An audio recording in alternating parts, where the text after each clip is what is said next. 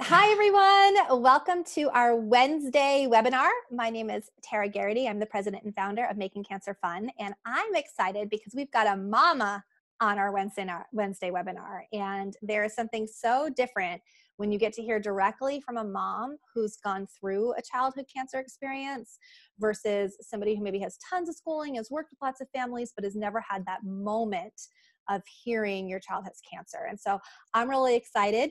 Rosaria is here today. Her last name is Kozar, Rosaria Kozar, and you may recognize her voice if you have listened to the Living with Scanxiety. Am I saying it right? I asked her like 3 times before we got started. Am I saying it right? Because it's such an odd word. You know, we see it read, but it's Yeah, basically that anxiety that you get before your kid gets a scan. That I think all of us can relate to, right? It's that waiting time or that getting ready that just gives us so much anxiety. And so you've created this incredible podcast.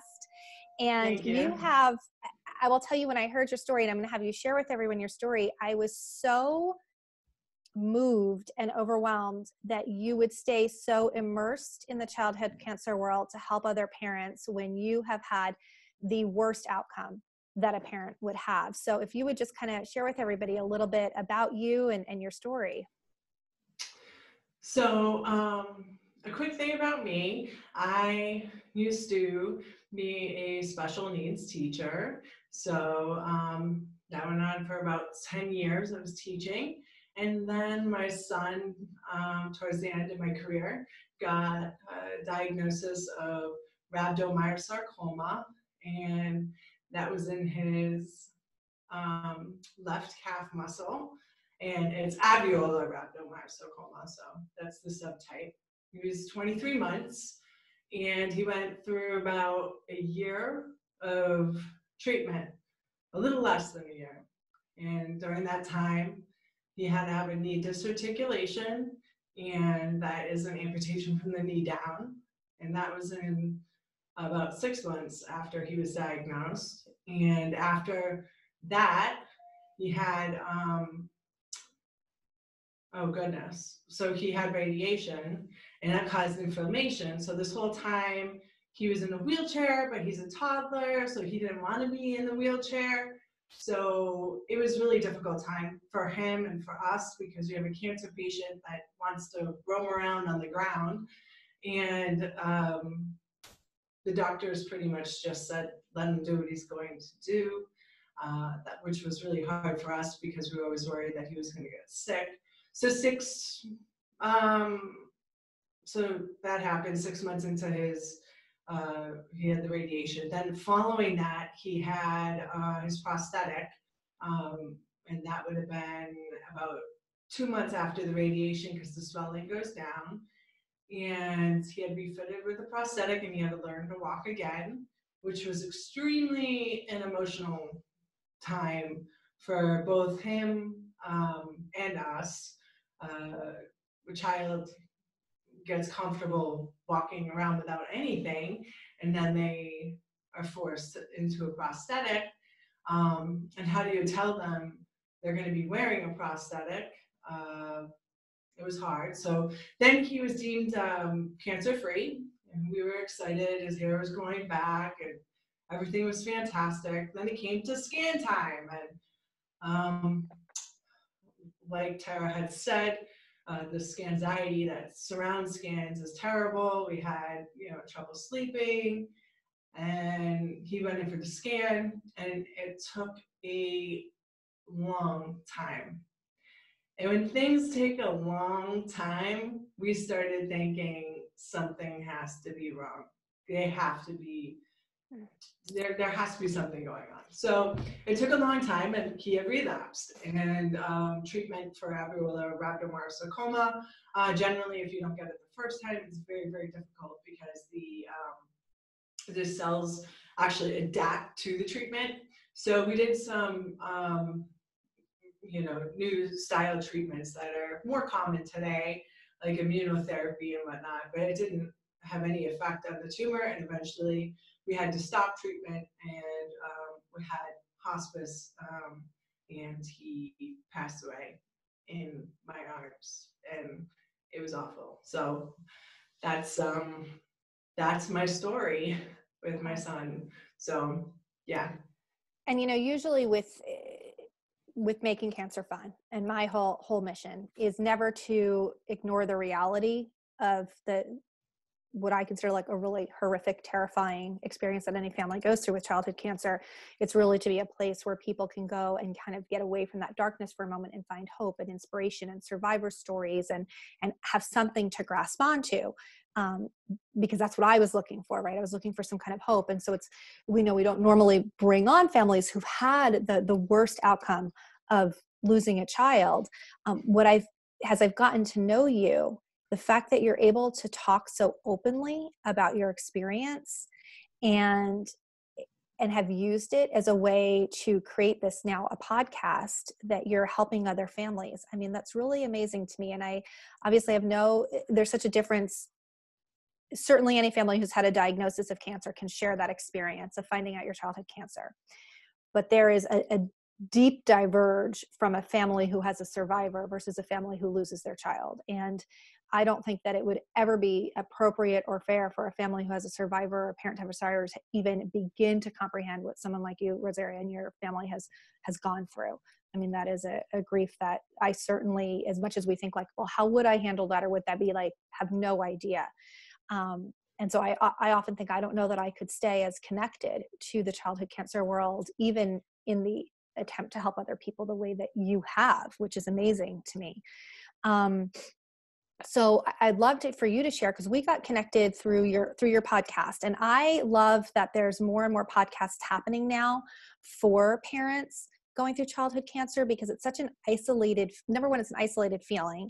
And even though there's all these great Facebook groups, sometimes that's not the best place to go, because I feel this way. Sometimes I'll see things and I'll be triggered, and I have a survivor, right? So I can't imagine being in the midst of going through childhood cancer and then hopping onto Facebook and seeing somebody else who lost their child, or seeing somebody else's, they're venting about their circumstances and things like that.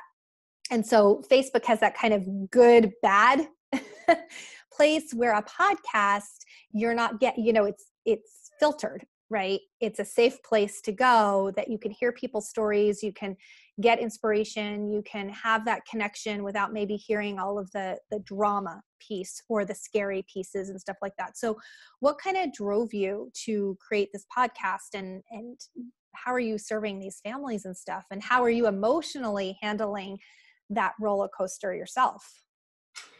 Well, it certainly is a roller coaster. But in terms of wanting to create the podcast, the main purpose for it is my son passed away in 2015, it's 2019, and I dabbled here and there. I knew I didn't want to go back to special needs teaching. I love the kids. I knew there was something else for me. And I wanted to help parents that eventually down the road, I said to myself, I need to help parents that were in my position. So how can I do this? So I decided to apply for a master's in social work at Simmons University, and I was accepted, and I'm currently taking courses there and on track to graduate in 2022. And that said, in all my conversations with you, Tara, we talk about how many kids are diagnosed in a specific time period, and it's incredible. So if I wait till 2022, how many parents could I have helped during that time? I'm not a professional, but I can still host these podcasts, and I can still help people through other people's stories. And I don't make these podcasts about myself, as you well know in the episode about making cancer fun and your coping style.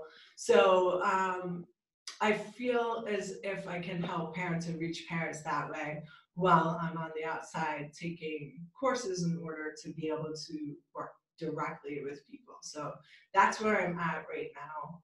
And that's why I decided to start the podcast in general. Like, I had to. I said, I can't let parents that are constantly getting sick, having sick children, getting diagnosed, because A lot of times people say that, pediatric cancer is rare. Well, I don't think so. When I walk into the clinic and I see all of these kids sick, how rare is that? That doesn't seem rare to me. And when I have a friend that has a child that just got diagnosed, or when I'm in the clinic and a friend I haven't seen that was diagnosed, and I said, "Oh my God, I haven't seen you in ages. This is the worst place to reunite." Um, it's not rare, and people need to know there's a community and they need support, and that's why I'm doing this, because Yeah.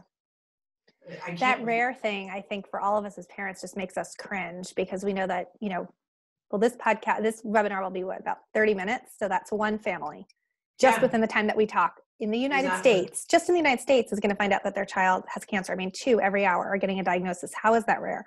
It's childhood cancer is the number 1 leading cause of death by disease in our children. Hmm. And it's the second cause of death up until high school. So accidents are number 1, childhood cancer is number 2. When you get to high school, that is only replaced by teen suicide, and cancer becomes number 3. How scary is that? That is scary. So to say it's rare, I agree. It's, what determines rare, you Hmm. know? So I know that one of the things that you talked with me before about was that feeling kind of overwhelmed when you were getting all of this cancer information and this diagnosis, and doctors come in and they start talking to you and it's like, oh my gosh, and how you handled that overwhelm and having such a little, little munchkin kind of going through this. How did you handle that complete medical overwhelm, and what advice can you give for families who are feeling that way?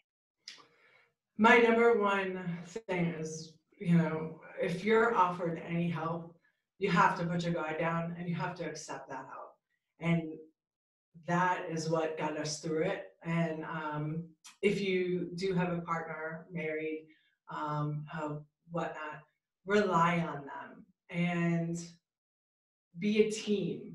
Because if you can't be a team, then it's going to be a real mess. I think my husband and I are still together today because we were a team in every single decision. We went home, we weighed out the benefits um, and the minuses of everything. Um, what would happen. And we also talked to our social worker, which helped a lot, kind of weighing out different things. But we first and foremost stuck together as a team. And also, the community was huge. And when I say community for us, we were fortunate that we have family nearby, but there was also extended community with Cops with Kids with Cancer, which is pretty prominent in Massachusetts. I don't know if it extends throughout the country. And my town helped out tremendously. We had a neighbor put on a benefit. We had donations from my place of work and my husband's place of work.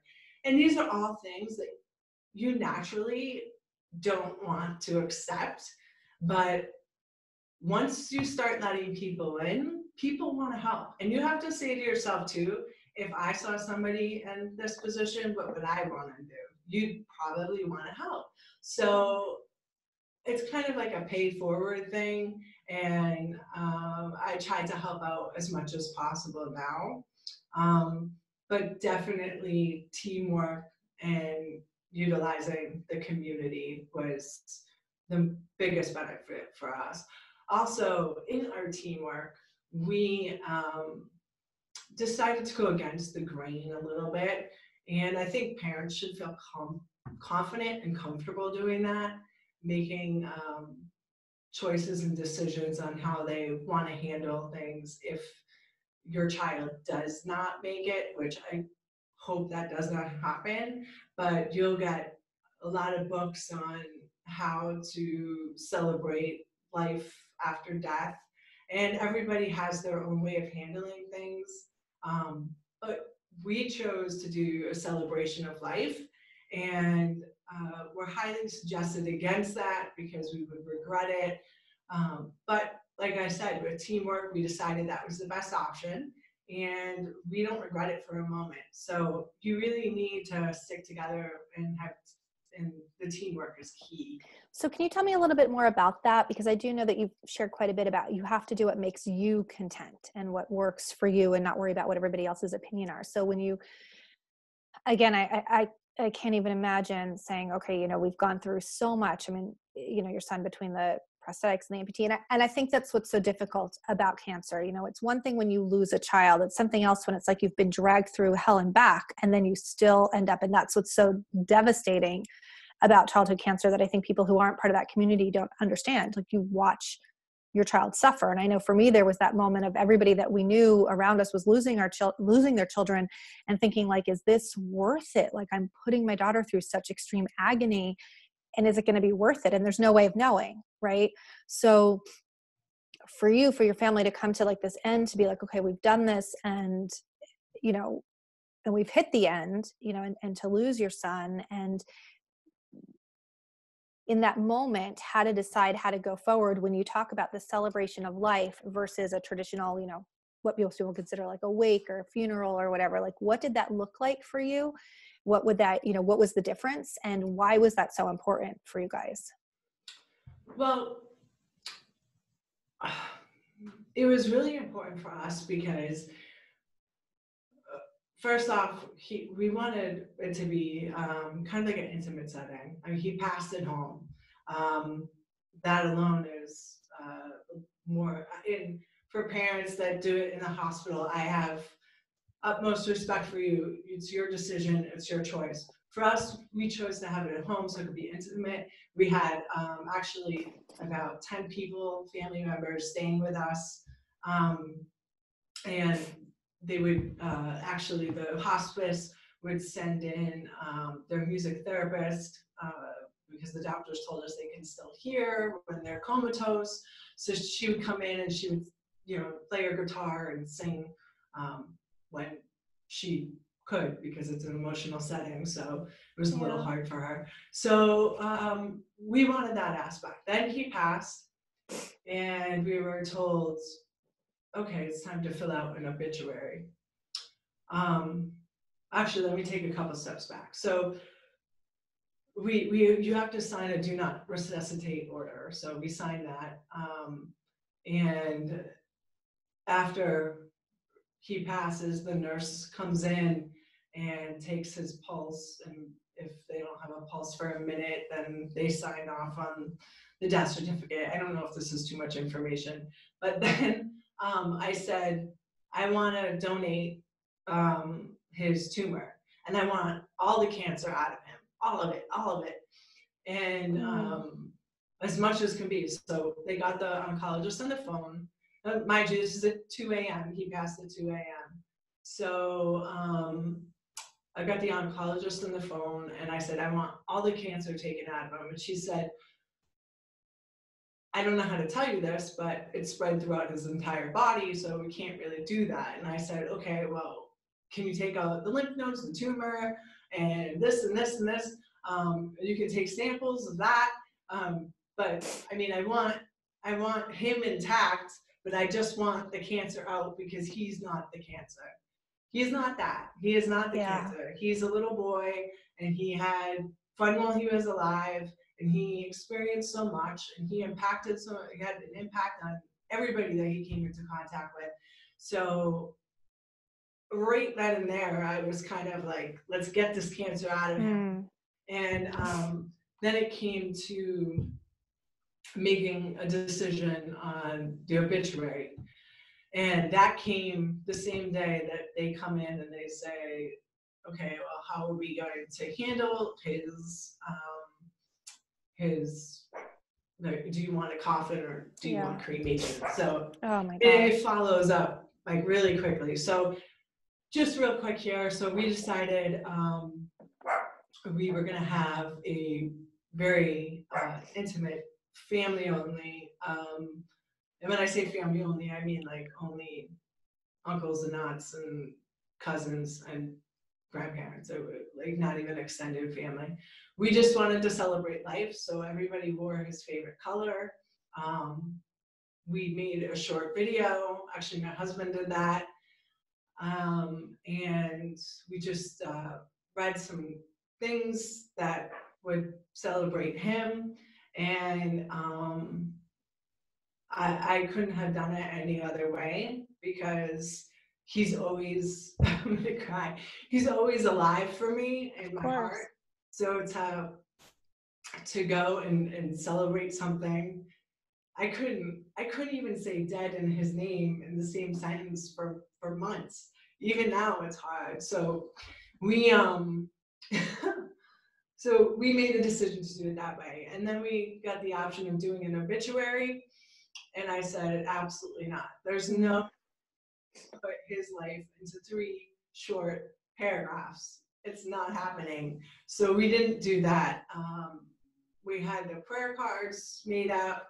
I mean, he had his last rites read to him and all those things. But yeah, so we chose to go out in a way that I think that he would appreciate, that he Yeah. would want his life celebrated, not the ugliness of cancer and his death. So And I think what's so powerful, and I appreciate you being so willing to be transparent and vulnerable, is that it's, I think as parents, it's particularly in that situation where you're already in this trauma, vulnerable, hurt place. It's so difficult to be able to stand firm and say, no, this is what I want. And what I'm hearing from you, and hopefully this is what other parents will hear, is, and hopefully, the majority of people listening will not be making those types of decisions, but anywhere along this cancer journey, that there is no right and there's no wrong. And that every family really has to choose what's right for them as a family, for those other siblings, for that relationship, for that child. And that we don't listen to all of these outside people saying, well, this is how you should handle it. This is how you should cope.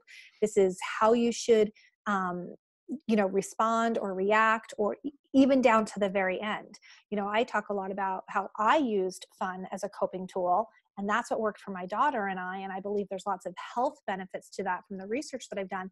But if that doesn't resonate with somebody, that's okay. Like there's no guide, right, on how to go through childhood cancer. There's no this is the way to be the best parent.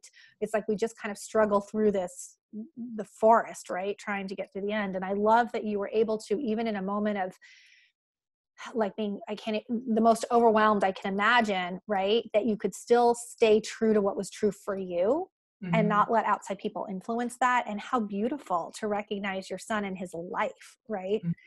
And I love when I heard you say, he had a beautiful life. And I know one of the things that I struggled with when I did think that my daughter had relapsed was kind of putting this value on how long does somebody have to be alive in order for their life to count, right? Like, okay, we get through cancer, but what if my daughter, passes away at an early age from something totally not cancer related, right? Like I had a friend whose daughter was in college and was killed by a drunk driver. I have another very, very close family friend. Her sister recently was in her 30s and died in her sleep. So parents who are losing children that aren't from cancer and going every single day I have with this child is a gift. And it's not like, okay, she has to live this long for me to have won against, you know what I mean? And I think anytime you lose your child, it doesn't matter how old they are or how you lost them, it's devastating, right? And so for you as a family to be able to say, this is what we're going to choose and we're going to celebrate this life. And maybe it wasn't as long as we would have wished, but it was a beautiful life, and that's something to be celebrated, which is such a different way of looking at it, right? Like that's such a powerful choice of how you choose to see your son's life. I think it's really beautiful and inspiring. Like, oh my gosh. Thank you. I also really loved what you're talking about with the teamwork. Because, and I'm just curious, were there any times where you guys really disagreed on how to handle things? Or did you always feel like you kind of were in the same mindset? Well, we are married. Well, and I remember feeling very overwhelmed because I was making all of the medical decisions for my daughter myself and just feeling like I wish I had somebody else to talk to. But my mother said to me, well, it might not be that bad because what if the person you were married to, you had disagreed? Like at least they were all my decisions. So I see the good and the bad, on both sides. Yeah. But were there times that you really were, adamantly had different points of view? Yes. So what we did. And that's so good to hear because you're still happily married and that you went through something like that and could still disagree. Right? Yes, I mean, we're not perfect. Like I said, we're married. So when stuff like that happened, what we did was we would literally write out a list of requirements. His life needs to contain A, B, C, Mm, D, and E. And if it doesn't, then we're stopping this and we're going to do something different. So, for example, if he wanted to do, if we had a choice between treatment A and treatment B, and I wanted to do B, he wanted to do A, I said, okay, but this has to happen. And then it worked both ways. okay. So, but we did literally write down what needed to happen. And one of those things that we really, really wanted him to have was the ability, because he was really receptive to chemo initially, and he didn't have massive side effects. I know Vin Christine has a Yeah. number of side effects for a lot of people. He didn't. So we were really fortunate, and his counts throughout his treatment were relatively. I mean, we did have the in and out of hospital bit. It wasn't cake, but we tried to schedule his chemo treatment so that he could attend daycare twice a week, and that was really important for us. So he could get away from, oh, mom and dad are here, something might happen medically, or I'm going to the hospital. So he had that chance to be integrated with friends and Be a kid. outside of the hospital and be a kid. Yeah, exactly. Yeah. I think So that was that message gets lost so much in the childhood cancer world and just in the medical world in general, is that yes, you have a patient, but you're a child first. Mm-hmm. So what I'm hearing is that you guys really chose what your values and your priorities were first, and then used that almost as the grounding point for decision making. Absolutely. And I think that's a really great way of going, so that you're not, so it's almost like each decision isn't a decision in itself. It's more, here's where we're standing firm, and how do those choices then impact where we've already chosen to stand. Yeah. So And that's super absolutely every powerful. decision too was based off of the information that we were given by the oncologist. So we didn't just pull stuff out of the air. But it sounds like your values, what I mean, like as far as what you were willing to experience and where you were willing to bend, you kind of knew where that was. Absolutely. And then took the experts' opinions and stuff. Right. Mm-hmm. And a lot of it is, right, like it's true in all of life. We make the best decisions we can at the time with the information that we have. Mm-hmm. and kind of go through there. So, and I know this is kind of a tough question, but looking back out of everything that you've gone through, and I mean, are there any silver linings that you can say, because I've heard it said that the loss of a child, not just in the childhood cancer world, but just in general, the loss of a child is a grief that most people can recover from, like any other type of grief, right? A divorce, a death of a parent, a job loss, or something, a traumatic experience. But the death of a child is something that really nobody ever, it's not something that you get over, right? It's never like, oh, I've moved on from that. It's something that's just, that is just now a piece of your life. Like you say, he's always with you every day, right? Yeah. So when you look through that and you look at that experience, is there any kind of silver lining or anything that you can go, this is at least a gift that I can see that I got from that? And I don't know if there is, or how you feel about that. I have to think hard on that one. I definitely, I mean, there's no silver lining in losing your child. I'll say that off the bat. But if I had to pick things that came out of this as a result that are positive in my life now, is I'm starting down a path that I think I would have never began if I didn't go through this.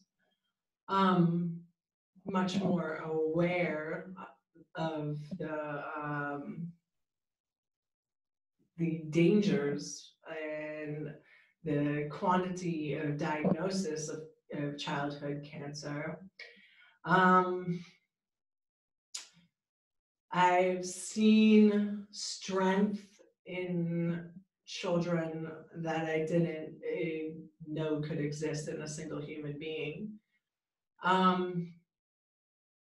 But in terms of the loss and the grief, I would say for me personally, I don't have a silver lining. I mean, he's given me strength to do a podcast like this, and help people.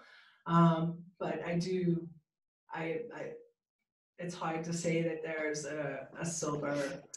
Well, what I'm hearing from you is, and maybe that was the wrong way to say it. Of course, there's no silver lining in losing your child, right? We're not like, oh, this is the gift that came out of that.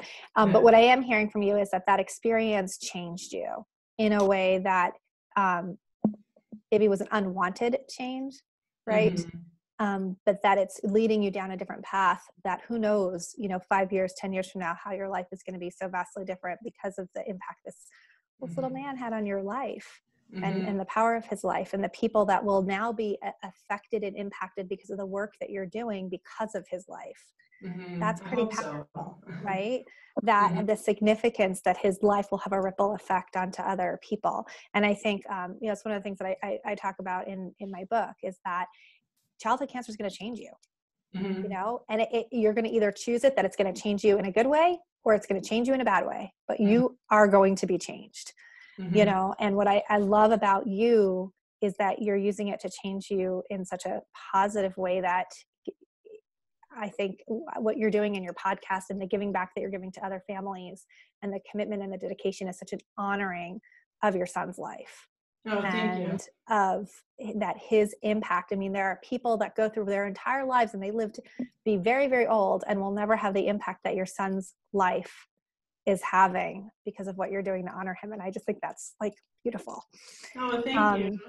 Yeah. So I appreciate you being willing to be here and to talk about something that is, so difficult.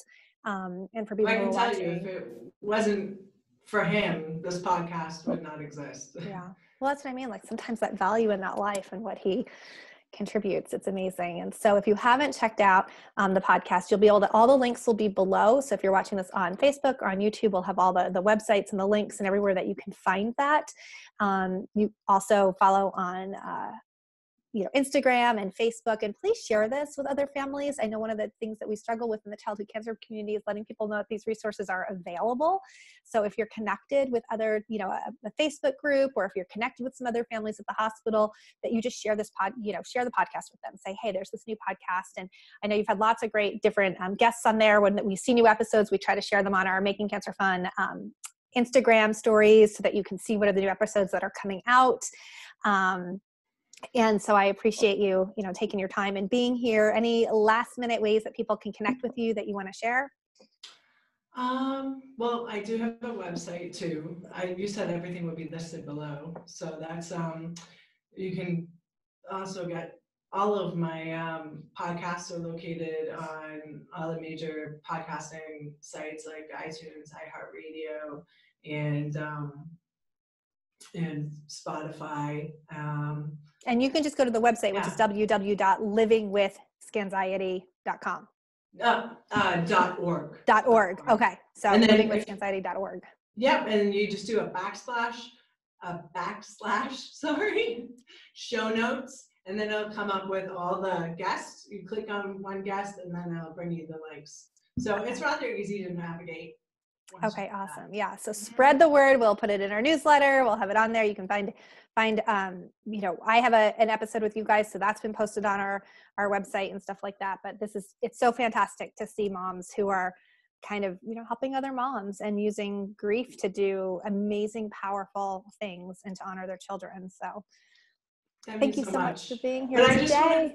I just want to say thank you to you so much for inviting me on the show. It means a lot to me. Thank you. Oh, well, I appreciate you and everything that you're doing. And I wish I had someone like you to be able to listen to while I was going through this. So, I think it's, this is what happens, right? We kind of come together as moms and rally together and say like, all right, let's support those people. We talked about this on your show. My favorite quote, and the one that I opened my book with is, from Brendan Burchard, who says, when you've struggled and you've gone through something and you've survived, you now need to help those other people who are still struggling. And that's clearly what you are doing.